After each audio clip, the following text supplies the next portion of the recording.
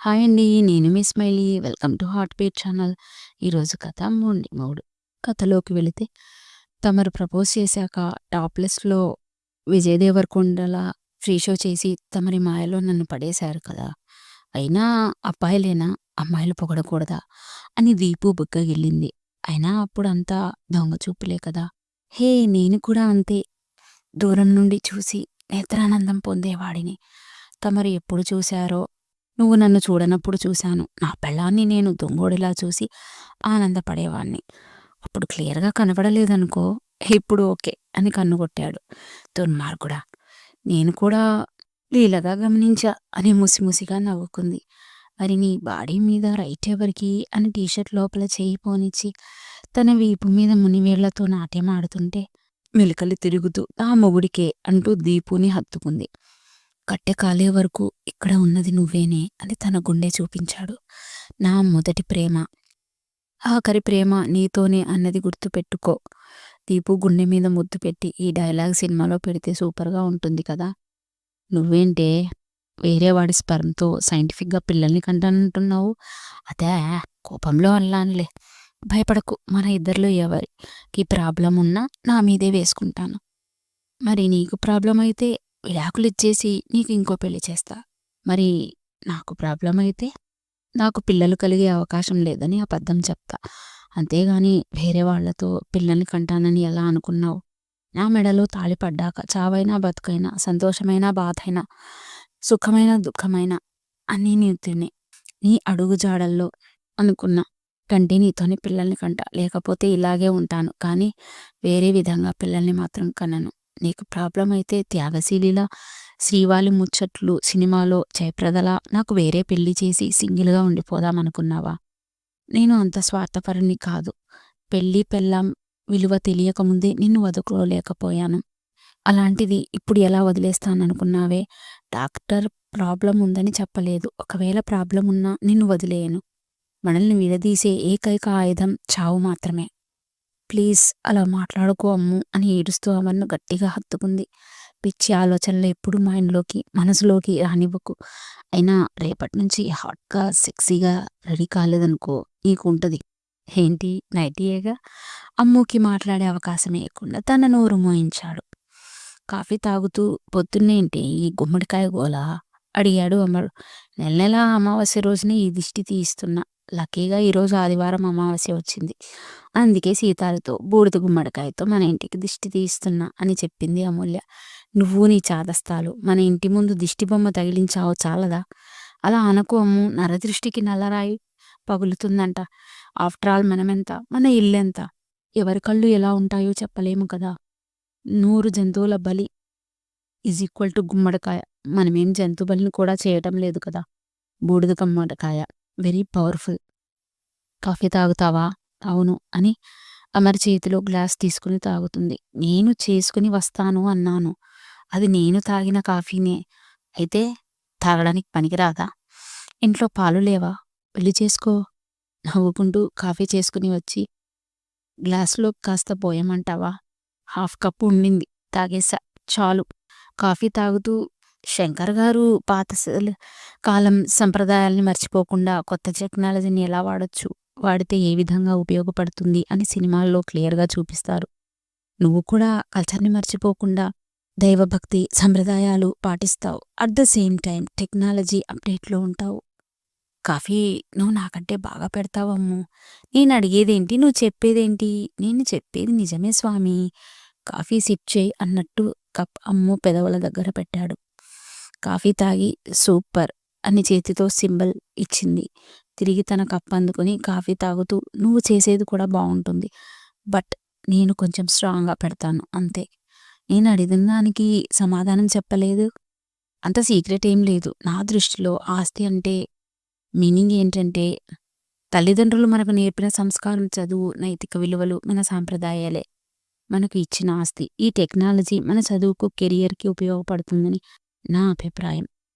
పెద్ద పెద్ద సైంటిస్టులే వాళ్ళ రాకెట్ ప్రయోగాలు సక్సెస్ కావాలని తిరుపతి వెంకటేశుని వద్ద ఆశీర్వాదం తీసుకుంటారు. ఆఫ్టర్ ఆల్ సగటు ఆడదాన్ని నేనెంత? నువ్వేం చేసినా సూపర్ బుజ్జి అని తన బుగ్గ మీద గట్టిగా ముద్దు పెట్టాడు.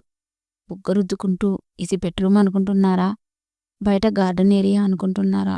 నా పెళ్ళాం, నా ఇల్లు, నా ఇష్టం అన్నాడు. ఇల్లు అంటే గుర్తొచ్చింది. మన ఇల్లు చాలా బావుంటుంది కదండీ! ఇక్కడ గార్డెన్‌లో కూర్చుందామంటే ఎంత అలసటగా ఉన్నా మనసు ప్రశాంతంగా ఉంటుంది. ఇల్లు మీరు కొన్నారా? కట్టించారా? నీ మొగుడు ప్రొఫెషన్ తెలిసి కూడా ఇల్లు కొన్నావా అని అడుగుతున్నావా? కొంపతీసి తమ స్వహస్తాలతో కట్టారా ఏంటి? పొద్దు పొద్దున్నే పంచులేయడానికి నేను తప్ప వెధవ ఎవడూ దొరకలేదా? గొప్ప గొప్ప మహాత్ములు మాత్రమే వాళ్ళ గురించి వాళ్ళు కరెక్ట్‌గా చెప్తారండి. నిన్ను అని అమ్ము గొంతు పట్టుకోబోయి నవ్వుకుంటూ బీటెక్ అయ్యాక హైదరాబాద్‌లో జాబొచ్చింది. అక్కడ 3 ఇయర్స్ చేశాను. మళ్ళీ అమ్మ వాళ్ళకు దగ్గరగా ఉండొచ్చని ఇక్కడికి షిఫ్ట్ అయ్యాను. ఇల్లు ఉంటే బావుంటుంది కదా అనిపించింది. నేనే దగ్గరుండి నా టేస్ట్‌కు తగ్గట్టు కట్టించుకున్నాను. పెళ్లి వద్దన్న వాడికి ఇంత పెద్ద ఇల్లు ఎందుకో? అప్పుడు పెళ్లి వద్దనుకున్నాను. కానీ అమ్మవాళ్ళు వస్తుంటారు కదా! ఉంటే ఏమవుతుందిలే అనుకున్నా. బ్రహ్మచారులైతే ఇంత పెద్ద ఇల్లు కట్టుకోకూడదా? నీ తలరాతలో ఇల్లు, ఇల్లాలు రాసిపెట్టి ఉంటే ఎవరాపగలరు? నువ్వు చెప్తూ ఉంటే నిజమే అనిపిస్తుంది అమ్ము. అత్తమామలు మంచివాళ్ళు, నా మొగుడు బంగారు. నీలాంటి వాడికి మంచి కాక చెడు ఎలా జరుగుతుంది? అని 2 బుగ్గలు లాగింది. అంతేనంటావా? అంతేగా, అంతేగా. అందరూ సీఎస్‌సి, ఐటీ, ఎలక్ట్రానిక్స్ సైడ్ వెళ్తుంటే తమరేంటి వెరైటీగా సివిల్ బ్రాంచ్ తీసుకున్నారు? మరి తమరెందుకు బీటెక్ జాయిన్ అవ్వలేదు? ఐటీ ఫీల్డ్‌లోకి ఎందుకు వెళ్ళలేదు? నాన్న అంతా చెప్పారు కదా! మళ్ళీ ఎందుకు అడుగుతావు? నీ సంగతి చెప్పు. సివిల్ మెకానిక్‌లు అవి మాత్రం సబ్జెక్ట్స్ కావా? నేను అలా అనలేదు స్వామి, తమరి గురించి అడుగుతున్నాను. అమ్మమ్మ వాళ్ళ ఇంట్లో ఉండి చదువుకున్నానని చెప్పాను కదా! ఆ ఊర్లో ఊరి చివరన ప్రభుత్వం కట్టించిన పేదల ఇళ్ళు ఉండేవి. కాస్త వాన పడగానే బీటలు వారి ఇల్లు పడిపోవటానికి రెడీగా ఉన్నాయి. అప్పుడే నిర్ణయించుకున్నా. పెద్దయ్యాక ఇంజనీర్ అయ్యి నా చేతిలో ఉన్న ఏ కన్‌స్ట్రక్షన్ అయినా క్వాలిటీగా కట్టించాలి అనుకున్నా. అందుకే వైజాగ్ కాలేజీలో సీఎస్‌సిలో సీటు వచ్చిన సివిల్ బ్రాంచ్ తీసుకున్నా. నేను జాబ్ చేస్తున్న కంపెనీలో ప్రభుత్వానికి సంబంధించినవి, ప్రైవేట్‌కి సంబంధించినవి కూడా టెండర్ వేస్తాయి. అందుకే ఆ రోజు అరుణ్ గాడు చేసిన మోసాన్ని తట్టుకోలేకపోయాను. ఎందుకంటే ఆపోజిట్‌గా ఉన్న కంపెనీ మోసపూరితమైన మనిషి చేతిలో ఉన్నది కాబట్టి. ఇలాంటి వాళ్ళ చేతుల్లో టెండర్ పడితే మంచి లక్ష్యంతో ప్రభుత్వం ఖర్చు పెట్టే డబ్బు ప్రజలకు చేరకుండా వీళ్ళ జేబుల్లోకి వెళ్లుతుందని, ఆ టెండర్ వాళ్ళకు దక్కకూడదని శతవిధాలా ప్రయత్నం చేశాను. మన అదృష్టం బాగుంది. వాడికి దగ్గలేదు. ఈ నిజాయితీకి భగవంతుడి ఆశీర్వాదం లభించింది. అమర్ చేతిని తన చేతిలో తీసుకుని ప్రేమగా నిమురుతూ, ఇన్ని రోజు మా ఆయనలో మంచి వ్యక్తి, ఉత్తముడైన కొడుకు, మంచి స్నేహితుడు, నా భర్త శ్రీరామచంద్రుడు అనుకున్నా కానీ తమలో దేశభక్తి గల పౌరుడు కూడా ఉన్నాడని ఈరోజే తెలిసింది. తమరికి ఎన్ని ఆస్తులు ఉన్నా స్వశక్తితో ఇల్లు కట్టుకున్నారు. తమరికి నా సల్యూట్ జహాపన. నన్ను పొగడాల్సింది ఏముంది? దేశభక్తి మన బాధ్యత. నేను శ్రీరామచంద్రుణ్ణి కాదు. కాదమ్మా, ఆయనతో పోల్చుకునేంత అర్హత లేదు. ఏకపత్నీవ్రతుణ్ణి అంతే. నువ్వు ఎలా అనుకున్నా నా కళ్ళకు మాత్రం శ్రీరామచంద్రుడే. భవిష్యత్తులో మంచి తండ్రి కావాలని ఆ భగవంతుణ్ణి వేడుకుంటున్నా. తమరు వైజాగ్ వెళ్ళింది చదువుకోవడానికి కాకుండా సిగరెట్టు, మందు అలవాటు చేసుకోవడానికి వెళ్ళారేమో? అలాంటి డౌట్ ఎందుకు వచ్చింది? పగలంతా కాలేజీకి వెళ్ళి డ్రాయింగ్స్ గీసుకుని ఈవినింగ్ మీ గ్యాంగ్‌తో కలిసి బీచ్‌లో కూర్చొని బీరు తాగేవాళ్ళా? ఏమైనా నువ్వు భలే కనిపెట్టేస్తావే నా రౌడీ బేబీ నువ్వు. నువ్వు తాగొచ్చాక స్ట్రాంగ్‌గా ఉన్న నా కాఫీ స్వీట్‌గా తయారైంది. అది నేను చేసిన దానివల్ల అలా అయిందా? లేక నీ పెదాలలోని మాధుర్యం వల్ల మారిందంటావా? అని అమూల్య కింది పెదవి లాగి హస్కీగా అడిగాడు. నీకు పైత్యం ఎక్కువై అలా అనిపించింది అని లేచి వెళ్ళిపోతుంది. చేయి పట్టుకుని సిగ్గుపడుకు బుజ్జుడు. మరి నేను తాగిన కాఫీ నీకెలా అనిపించింది? చాలా చేదుగా అనిపించింది గానీ వెళ్ళి ఫ్రెష్ అయ్యి రండి. టిఫిన్ తినాలి కదా! నా చేతి కాఫీ చేదుగా ఉంది అంటావు. నేను కిచెన్‌లోకి వెళ్ళి టిఫిన్ ప్రిపేర్ చేయాలి. చెయ్యి వదిలితే వెళ్తాను. కాఫీ చేదుగా ఉందన్నావు కదా! స్వీట్‌గా కిస్ చేయనా? పబ్లిక్‌గా పెట్టావు చాలు గానీ నేను వెళ్తన్నా అని చెప్పగానే కిచెన్‌లో నన్నేమైనా హెల్ప్ చేయమంటావా? అని అడిగాడు కొంటెగా. తమరు స్వీట్‌గా కిస్ ఇస్తానన్నారు కదా! నాతో పాటు కిచెన్‌లోకి వస్తే వేడి వేడిగా మూతి మీద పెడతా.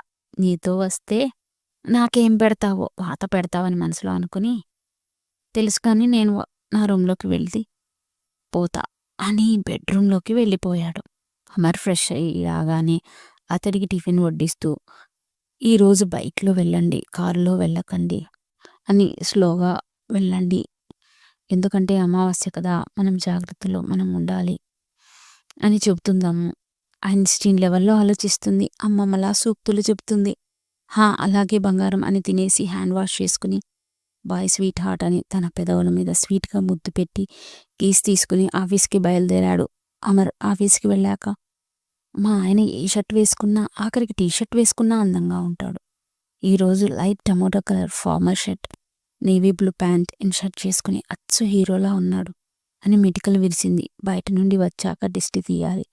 అయినా ఆదివారం ఆఫీస్ ఏంటో దిక్కుమాలిన మీటింగ్. ఈరోజే ఉండాలా? పాపం సండే కూడా మా ఆయనకు రెస్ట్ లేదు అంటూ తన పని చేసుకుంటుంది అమూల్య. లంచ్ టైంకి అంతా వస్తానన్నారు. ఇంకా రాలేదు. నాన్నకైనా కాల్ చేద్దాం. హలో నాన్న, ఎలా ఉన్నావు? బాగున్నానమ్ములు, నువ్వెలా ఉన్నావు? అల్లుడు గారు ఎలా ఉన్నారు? అంతా బానే ఉన్నాము. భోజనం చేశావా నాన్న? ఈరోజు నేను వండలేదమ్మా. మా ఫ్రెండ్స్ గ్రూప్ ఉంది కదా, అక్కడే. సూపర్ నాన్న, ఎంజాయ్. ఇప్పుడు నీ హెల్త్ ఎలా ఉంది? హెల్త్ బావుందమ్మా. అన్నీ కంట్రోల్‌లో ఉన్నాయి. మన ఇంటికి నువ్వు వచ్చి వెళ్ళాక నీ సలహా విని పాటించాను. చాలా బాగున్నాను. నా హెల్త్ బావుంది. మనసు కూడా ప్రశాంతంగా ఉంది. మంచిది నాన్న, ఉంటా అని కాల్ కట్ చేసి తినాలనిపించక వెళ్ళి పడుకుంది. ఎక్కడికి అక్కా బయలుదేరుతున్నావు? వెళ్ళేటప్పుడు ఎక్కడికి అని అడగొద్దు అని తెలియదా బబ్లు? అని కోప్పడింది అమూల్య. తెలుసక్కా. కానీ నేను కూడా నీతో పాటు వద్దామని. ఎగ్జామ్స్ ఉన్నాయి కదా! నాతో పాటు బయటికి వస్తానంటావు. నీకసలు బుర్ర ఉందా? స్కూల్లో చాప తోమినట్టు తోముతున్నారక్కా. నిన్నటితో లాంగ్వేజెస్ అయిపోయాయి. ఎలా రాశావు? బానే రాశాను. మ్యాథ్స్ ఎగ్జామ్‌కి 2 డేస్ టైం ఉంది. అందుకే అలా నీతో బయటికి వద్దామని. సంతోషంగా రా. నేను గుడికి వెళ్తున్నాను. వస్తావా? వస్తానక్కా. నేను డ్రైవింగ్ చేయనా? నీకు డ్రైవింగ్ నేర్పించడం నాదే తప్పయింది. ఇప్పుడు ఎగ్జామ్స్ పెట్టుకుని నువ్వు డ్రైవ్ చేశావనుకో, మీ అమ్మ, మీ బావ నా కాళ్ళు విరగ్గొడతారు. ఎగ్జామ్స్ అయ్యాక నువ్వే స్కూటీ డ్రైవ్ చేద్దువులే. అప్పుడు మన ఇద్దరు ఏట్లో పడినా అడిగేవాడుండడు. నేను అంత దరిద్రంగా డ్రైవ్ చేస్తానా అక్కా? అని బుంగమూతి పెట్టుకుని అడిగింది.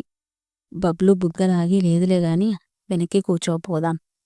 ఇద్దరూ కలిసి పెద్దమ్మ తల్లి టెంపుల్‌కి వెళ్లారు. అమ్మవారిని దర్శనం చేసుకుని, పొద్దున్నుండి ఆయన ఇంటికి రాలేదు. క్షేమంగా ఉండేలా చూడు తల్లి అని వేడుకుంది. గుడి ఆవరణలో కూర్చుని ప్రసాదం తింటున్నారు. అక్కా, ఈ చీర నీకు చాలా బావుంది. ఏం చీర ఇది? ఇదా? రెడ్ కలర్ ఖదీ జార్జెట్ కొని చాలా రోజులైంది. నువ్వు చీరలు కట్టుకోవడానికి ఇంకా టైం ఉందిలే. హాఫ్ శారీస్ వేసుకో, బావుంటుంది. అడిగాను. అమ్మ వద్దనింది. ఇప్పుడు వద్దులే, ఇంటర్‌లో జాయిన్ అవుతావు కదా! మీ ఫ్రెండ్స్‌తో కలిసి వేసుకో. బైక్ డ్రైవ్ చేస్తుంటే అక్క చాట్ తిని వెళ్దాం పదా. సరే తిందాంలే అని చాట్ బండి దగ్గర ఆపింది. తినకుండా ఎటో చూస్తున్న అమ్మును చూసి, రగడా బావుంది కదా, తిను. అని తినేసింది. ఇంకా ఏమైనా తింటావా? అక్క దహీపూరి తిందామా? ఓయ్ రగడా అన్నావు, పానీపూరి తిన్నావు. మళ్ళీ దహీపూరి కావాలా? అన్నమేం తింటావే, తిన్నది చాలు గాని జ్యూస్ తాగుదాం పదా. అక్క జ్యూస్ వద్దు, ఫ్రూట్ సలాడ్ తిందాం. తినేసి ఇంటికి చేరుకున్నారు. బయట తిరగడం ఆపి మ్యాథ్స్ ప్రాక్టీస్ చేసుకో. మీ స్కూల్ వాళ్ళు నాకు అవకాశం ఇవ్వడం లేదు. లేకపోతే నేనే కూర్చోబెట్టి చేయించేదాన్ని. ఆ చింటుగాడు కూడా రావటం లేదు అని అడిగింది అమ్ము. వాడికి సెంట్రల్ సిలబస్ కదక్కా. వాడికి కూడా ఎగ్జామ్స్ జరుగుతున్నాయి. వెళ్ళి పడుకో అని చెప్పింది అమూల్య. థ్యాంక్స్ అక్క అని అమ్ముకు హగ్గిచ్చి తన ఇంటికి వెళ్ళిపోయింది బబ్లు. ఇంటి లోపలికి వెళ్ళి వంట ప్రిపేర్ చేసి అమర్ కోసం ఎదురు చూస్తూ ఉంది. లంచ్‌కి వస్తానన్నాడు, రాలేదు. వీక్ డేస్‌లోనే ఇంటికి త్వరగా వచ్చేవాడు. ఇప్పుడు 10 అవుతోంది, ఇంకా రాలేదు అని టీవీ పెట్టుకొని చూస్తుంది అమ్ము.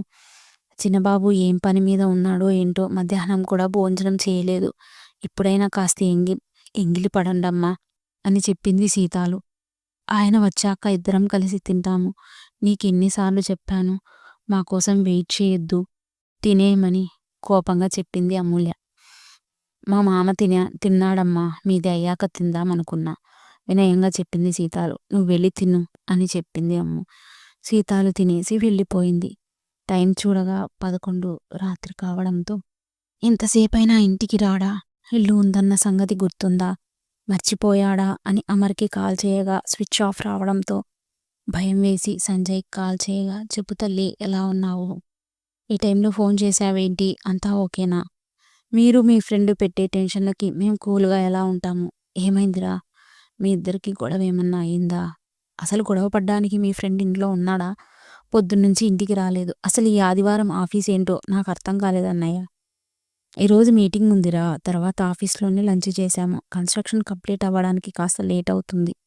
అందుకే ఇన్ టైమ్‌లో ఎలా కంప్లీట్ చేయాలి అని ఈరోజు వర్క్ పెట్టుకున్నారు. సాయంత్రం వాడు వేరే సైట్‌లోకి వెళ్ళాడు. నేను వేరే సైట్‌లోకి వెళ్ళాను. నేను కూడా 8 గంటలకు వచ్చానమ్మా. విషయం కనుక్కొని ఫోన్ చేస్తాను. నువ్వు కంగారు పడకు. కాసేపటి తర్వాత అమూల్యకు కాల్ చేసి, సైట్‌లో వాచ్‌మెన్‌కి కాల్ చేశాను. వీడు బయలుదేరి 2 గంటలయిందంట. మీ ఆయన మోనార్క్ కదా! ఎవరిని నమ్మడు.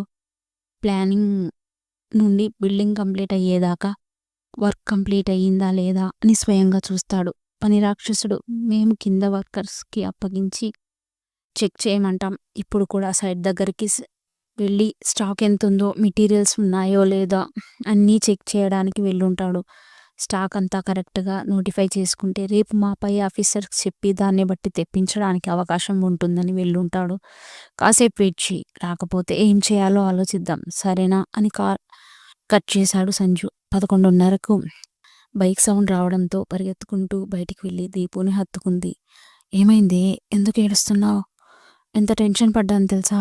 దారిలో పంచర్ అయ్యింది. నీకు ఇన్ఫార్మ్ చేద్దామంటే ఛార్జింగ్ అయిపోయింది. బైక్ రిపేర్ చేయించుకొని వచ్చేపాటికి లేట్ అయింది. రా అని లోపలికి తీసుకువెళ్ళాడు.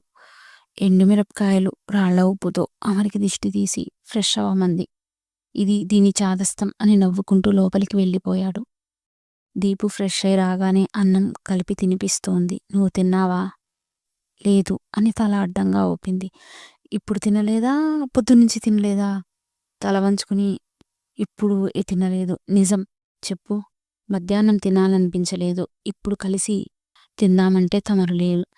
నా జాబు ఒక్కరోజుతో అయిపోయేది కాదు. ఇలా నువ్వు తినకుండా నా కోసం ఉన్నావంటే నీ హెల్త్ ఏం కావాలి? ఇంకోసారి ఇలా చేశావనుకో నిన్ను ఏమీ అనను. సైలెంట్‌గా ఉంటా అంతే అన్నాడు అమర్. ఆ మాటకి అమూల్య ఏం సమాధానం చెప్తుందో తెలియాలంటే నెక్స్ట్ ఎపిసోడ్ వరకు వెయిట్ చేయాల్సిందే. ఈ ఎపిసోడ్ విన్నాక ప్లీజ్ లైక్ చేయండి, షేర్ చేయండి, సబ్స్క్రైబ్ చేయండి. కామెంట్ చేస్తే హ్యాపీగా ఫీల్ అవుతామండి. విన్నందుకు థ్యాంక్ యూ సో మచ్.